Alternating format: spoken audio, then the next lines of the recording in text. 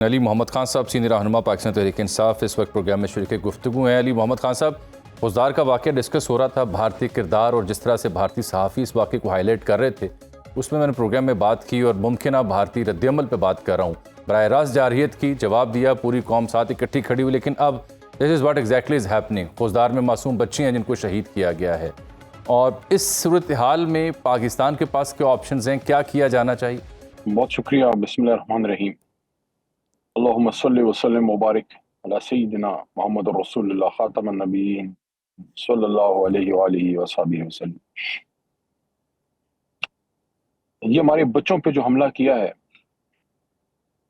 تو میں سمجھتا ہوں کہ پوری طاقت سے ریاست کو، ریاستی اداروں کو، ان ہاتھوں کو جو ہے ملیامیٹ کرنا چاہیے جنہوں نے ہمارے بچوں کو مارا ہے۔ یہ انہوں نے بچوں کو نہیں، مستقبل کو، پاکستان کے مستقبل پہ حملہ کیا ہے۔ میں افسوس کے ساتھ یہ کہوں گا کہ 2014 کے بعد ہم نے اس طاقت سے اور اس ہمارے ایکشن میں وہ غصہ نظر نہیں آیا جس نے آرمی پبلک اسکول کے بچوں کو شہید کیا تھا پشاور میں۔ ٹھیک ہے، ایکشن ہوا، سب کچھ ہوا، لیکن جو ایک پوری قوم کا ریزالو ہو۔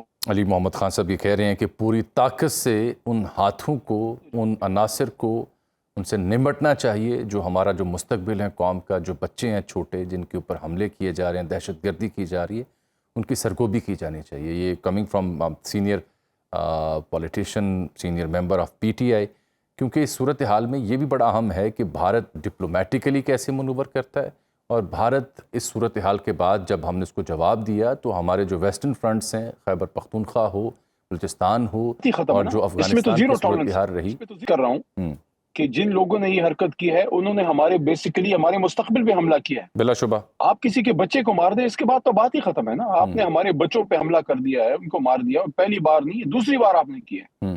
تو اس کے بعد تو میں نہیں سمجھتا کہ کیا کوئی ہم کون سی اس میں افہام و تفہیم کی بات ہو سکتی ہے۔ ان کو تو وہ جواب دینا چاہیے جو جواب یہ سمجھتے ہیں، جو 10 مئی کو جواب دیا ہے، یہ لوگ یہی زبان سمجھتے ہیں، اسی زبان میں بات کرنی چاہیے۔ اب اگر ہم نے کوئی کمزوری دکھائی تو ان کو اس کے بعد خضدار کوئی آخری جگہ تو نہیں ہے، پھر لاہور بھی ہے، پشاور پھر ہے، خدا نخواستہ اسلام آباد ہے، ہر جگہ ہے پھر۔ تو میں سمجھتا ہوں کہ ملک کا ایک ریزالو، ایک یونانیمٹی ہونی چاہیے۔ ایک جیتی ہوئی قوم ہے، ایک جیتی ہوئی قوم پہ حملہ کرنے کی جرت نہیں کر سکے تو ان کے بچوں کو مار دیا ہے۔ بالکل ٹھیک، بغیرت لوگ ہیں یہ بالکل ہندوستانی۔ ٹھیک۔ تو ان کے جو یہاں پہ جتنے بھی ان کے سٹوجز ہیں، جتنے بھی ان کے یہاں پہ سلیپر سیل ہیں، جو ان کے زرخرید ہیں، پالتو ہیں، we should deal with them the way it should be dealt۔ بہت کلیئرٹی کے ساتھ آپ نے بات کی، بہت نپی تلی آپ نے بات کی، کلیئرٹی کے ساتھ بات کی، بٹ وہ ریزالو آپ کہہ رہے ہیں کہ جیتی ہوئی قوم کے بچوں پہ حملہ کیا، لیکن ہمیں اس ریزالو کی ضرورت ہے۔ وہ ریزالو کیسے آئے گا؟ اس میں سیاسی جماعتوں کا کردار کیا؟ پی ٹی آئی کہاں کھڑی ہے؟ پی ٹی آئی وہیں کھڑی ہے جہاں ہمیشہ کھڑی ہوتی ہے، جہاں آپ، میں، کوئی پاکستانی کھڑا ہوتا ہے۔ عمران خان صاحب نے کل کی تاریخ میں جب ہمیں نہیں ملنے دیا، جب عمران خان کی بہن کو ان سے نہیں ملنے دیا، مجھے راستے میں روکا، ایک وکیل ہوں، ایک پارلیمنٹیرین ہوں، مجھے اڈیالہ تک جانے تک نہیں اجازت تھی، لیکن عمران خان نے اندر سے کیا میسج دیا؟ مودی کو پھر للکارا ہے اندر سے، اور یہ قوم کو خبردار کیا کل خان صاحب نے کہ آپ نے احتیاط نہیں چھوڑنی، یہ بندہ باز نہیں آئے گا، اور آپ نے آج دیکھ لیا، آپ نے آج دیکھ لیا۔ تو ریزالو تو وہی ہے۔ میرے خیال میں خان صاحب کو اب نکالنا چاہیے، پاکستان کی خاطر سب کو مل کے بیٹھنا چاہیے۔ جو آرمی چیف ہیں وہ بھی اس وقت بہت بڑے عہدے پہ آگے ہیں، میرے خیال میں ان کو اس وقت قوم کو اکٹھا کرنے کے لیے اپنا کردار ضرور ادا کرنا چاہیے۔ اور شہباز شریف صاحب نے بھی مطلب ہے 3 بار وزیر اعلیٰ، 2 بار بن گئے ہیں، دوسری بار آپ کی وزارت عظمیٰ ہے، تو بیٹھیں خان صاحب کے ساتھ، بات کریں، ملک کو آگے لے کے جائیں۔ ان لوگوں کے حوالے تو نہ کریں نا چیزوں کو جن لوگوں نے آج ہمارے بچے مار دیے ہیں۔ اگر ہم متحد نہیں ہوں گے تو دہشت گرد تو متحد بھی ہیں اور متفق بھی ہیں، اور ان کو اپنے ٹارگٹس کا پتہ ہے۔ ہم ہی متفرق ہیں نا، تو ہمیں کلیئرٹی آف مائنڈ چاہیے، کلیئرٹی آف تھاٹ چاہیے۔ اس کے لیے پولیٹیکل لیڈرشپ کو ایک جگہ پہ بیٹھنا چاہیے۔ اگر آپ نے اتنے بڑے لیڈر کو جیل میں ڈالا ہوا ہے، اس کے باوجود اس کی جماعت آپ کے ساتھ کھڑی ہے، وہ خود آپ کے ساتھ کھڑا ہے ملک کے لیے، اور کیا قربانی چاہیے عمران خان سے اور تحریک انصاف سے؟ بالکل ٹھیک۔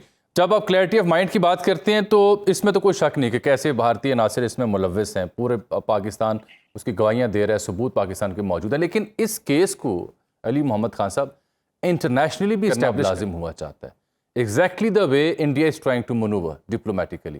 اس سلسلے میں پی ٹی آئی اور آپ کی رائے کیا ہے؟ جی میں وہ یہی عرض کر رہا تھا کہ شہباز شریف صاحب اگر اس میں بڑا دل کرتے ہیں، تھوڑا سٹیپ لیں، ملک کے لیے بڑا سٹینڈ لینا چاہیے. آپ نے جو وفد بنایا ہے جس میں آپ چاہتے ہیں کہ بلاول صاحب بھیج رہے ہیں، اس میں شاہ صاحب کو بھی بھیجیں. قریشی صاحب ایکس فارن منسٹر ہیں 2 دفعہ کے، جہاندیدہ آدمی ہیں، دنیا میں ان کا تعلق ہے، چیزوں کو سمجھتے ہیں، اور اس سے دنیا میں میسج بڑا سٹرونگ چلا جائے گا کہ اس وقت پاکستان کے بچوں پہ، پاکستان پہ حملہ ہوا ہے تو پاکستانی ایز اے نیشن کھڑے ہو گئے ہیں. اگر آپ عمران خان صاحب کو انگیج کرتے ہیں اور وہ ان کو باہر لے کے آتے ہیں، قریشی صاحب کی رہائی ہوتی ہے اور وہ اس وفد میں آپ ان کو شامل کرتے ہیں، اتنا بڑا تھپڑ پڑ جائے گا مودی کے منہ پہ کہ جتنا یہ ہمیں چھڑتے ہیں اتنا یہ قوم اکٹھی ہوتی ہے. ان کو میں سمجھتا ہوں کوئی چیز نہیں مارتی، ان کو ہمارا اتفاق و اتحاد مارتا ہے. لیکن تالی ایک ہاتھ سے نہیں 2 ہاتھوں سے بچتی ہے. یہ آج میں نے اڈیالہ جیل کے بعد بھی پریس ٹاک میں یہ بات کی ہے کہ عمران خان صاحب نے تو اپنے ذمہ کا کام کر دیا، اب تو اسٹیبلشمنٹ اور حکومت کا کام ہے کہ خان صاحب کو انگیج کریں، ان کو باہر لے کے آئیں. ملک میں قومی مفاہمت کی جو فضا بنی ہے اس کو مضبوط کیجئے، دشمن کے دان کھٹے کیجئے. ٹھیک، لیکن یہ حکومت کیسے باہر لے کے آئے؟ معاملات تو عدالتوں سے کلیئر ہوتے ہیں.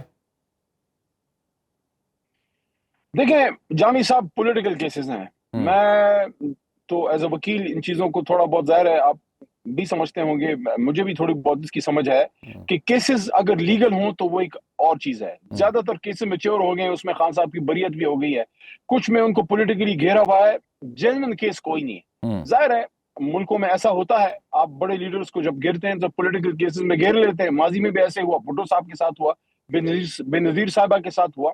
میاں نواز شریف صاحب خود ماضی میں اس کا شکار رہے ہیں. افسوس کی بات ہے کہ میاں صاحب سبق نہیں سیکھے. دنیا میں ہر بندہ سبق سیکھ گیا ہے، میاں نواز شریف صاحب نہیں سیکھے. کیا سبق انہیں سیکھنا چاہیے تھا ویسے؟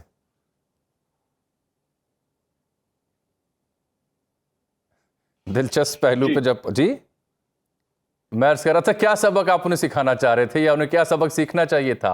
آپ ایکسپیکٹ کیا کر رہے تھے ان سے؟ میں سمجھتا ہوں کہ میاں نواز شریف صاحب اگر یہ کہتے ہیں کہ ان کے ساتھ زیادتی ہوئی تو انہوں نے 10 گنا زیادتی عمران خان کے ساتھ کرا دی ہے اور ہو گئی ہے ان کے نیچے. عمران خان صاحب سے جو مینڈیٹ چرایا گیا ہے، یہ میاں نواز شریف صاحب ہر بار تو خدا نخواستہ چرائے ہوئے مینڈیٹ پہ نہیں آتے تھے نا. 1990 میں جیتے تھے، جب یہ اپنا وزیر اعظم بنے تھے 97 میں 2/3 سے آگے تھے. جب ان کو مینڈیٹ نہیں ملا، دیکھیں کبھی کبھی ہار تسلیم کرنے سے آپ کا قد اونچا ہوتا ہے. اگر میاں صاحب یہ کہتے کہ میں ووٹ کو عزت دو کی بات کرتا ہوں. ٹھیک، بہرحال بڑے دبنگ انداز میں انہوں نے جو مودی کو، بی ایل اے کو اور پاکستان مخالف جو عناصر ہیں ان کو للکارا ہے، اور یہی آواز تمام سیاستدانوں کی ہے، تمام سیاسی اور مذہبی عناصر کی ہے. یہی آواز پاکستانی میڈیا کی رہے گی، کیونکہ پاکستان ہے تو ہم سب ہیں. نظر رکھیں گے بھارتی عناصر پر بھی، بھارتی پروپیگنڈے کے اوپر بھی، اور ایسے ہی جیسے میں نے پروگرام کی انٹروڈکشن میں آپ کو بتایا کہ کیسے وہاں موجود صحافیوں نے اس چیز کو فریم کرنے کی کوشش کی. علی محمد خان صاحب 10 سیکنڈ ہیں. Narendra Modi, B L A اور پاکستان دشمن عناصر کو علی محمد خان کا پیغام کیا ہے؟ کیونکہ جب بھی آپ میرے پروگرام میں گونجتے ہیں آواز دور تک جاتی ہے. مودی کو پیغام یہی ہے کہ اگر آپ کو بھول گیا ہے کہ آپ کے ساتھ محمود غزنوی نے کیا کیا تھا، تو اب وہ تو ایک تھا، یہ 25 کروڑ ہے. دیکھ لیں گے. پاکستان کو میلی آنکھ سے دیکھنے والوں کو میسج یہ ہے کہ یہ تو ابتدا ہے، انتہا انشاءاللہ لال قلعہ پہ ہوگی. وہ دن آئے گا. مودی صاحب یاد رکھنا، آپ نے بیڑوں کے چھتے کو جو ہے نا چھیڑا ہے.